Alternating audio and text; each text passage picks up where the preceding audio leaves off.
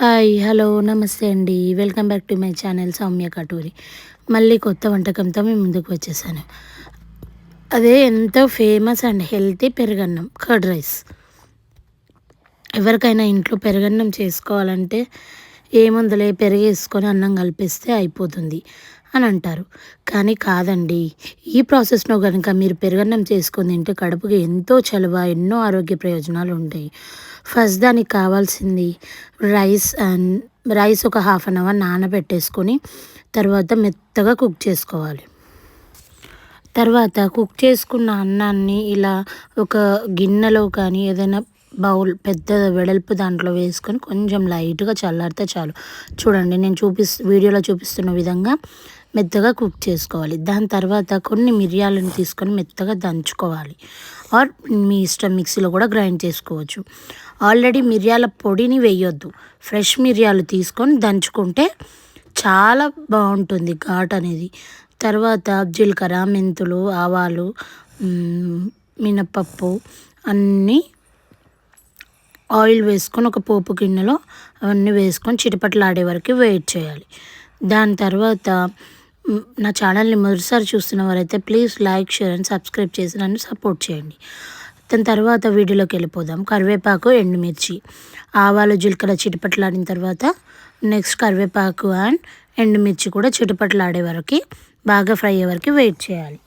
దాంట్లో కొంచెం సరిపడే ఇంగువ కూడా యాడ్ చేసుకోవాలి. ఎంతో హెల్తీ అండ్ టేస్టీ ఈజీగా ఉంటుందండి పెరుగన్నం. ఊరికే పెరుగు కలుపుకునే దానికన్నా ఇలా పోపు వేసుకొని ఇలా ట్రై చేసి చూడండి. తప్పకుండా ఈ రెసిపీ బాగా నచ్చుతుంది అందరికీ. ఫర్ షూర్ నేను చెప్తాను. పెరుగు అన్నం అంటే కడుపుకి ఎంత మేలు చేస్తుందో అది డాక్టర్స్ కూడా చెప్తూ ఉంటారు. చూడండి ఆల్రెడీ మనం కుక్ చేసుకొని పెట్టుకున్న మెత్తటి అన్నంలోకి గడ్డ పెరుగు, కమ్మటి పెరుగు వేయాలండి. అది చాలా ఇంపార్టెంట్. ఎప్పుడైతే మనం కమ్మటి పెరుగు వేస్తామో అప్పుడే పెరుగన్నం అనేది టేస్టీగా ఉంటుంది. పుల్లటి పెరుగు, నిన్నటి పెరుగు వేస్తే మాత్రం అది అంత టేస్టీగా ఉండదు. ఇది మాత్రం 100% ఫాలో కావాలి మనం. పెరుగన్నం లోకి ఆ పెరుగు వేసిన తర్వాత నెక్స్ట్ మనం ముందుగా దంచి పెట్టుకున్న మిరియాల పౌడర్ అండ్ లైట్గా సాల్ట్ అండ్ శొంఠి పౌడర్ అంటే డ్రై జింజర్ అండి. డ్రై జింజర్ మనకు కిరాణం షాప్లో కానీ సూపర్ మార్కెట్స్లో కానీ ఎక్కడైనా అవైలబుల్గా ఉంటుంది. ఆ డ్రై జింజర్ని మనం వేసేసుకొని మంచిగా మెత్తగా పౌడర్ చేసుకొని మిక్సీలో మనం దంచుకున్న ఇట్స్ ఓకే అండి. మిక్సీలో మెత్తటి పౌడర్ లాగా చేసేసుకొని ఆ మూడింటిని మనం యాడ్ చేసుకోవాలి. దాని తర్వాత మనం పోపు చేసుకున్నాం కదండి, ఆ వేడివేడి పోపు అనేది దాంట్లో వేయాలి. అంతే అండి.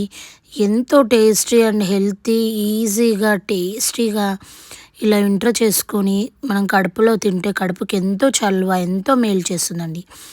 Please like, share and subscribe చేసి కామెంట్ చేయడం మాత్రం అస్సలు మర్చిపోకండి.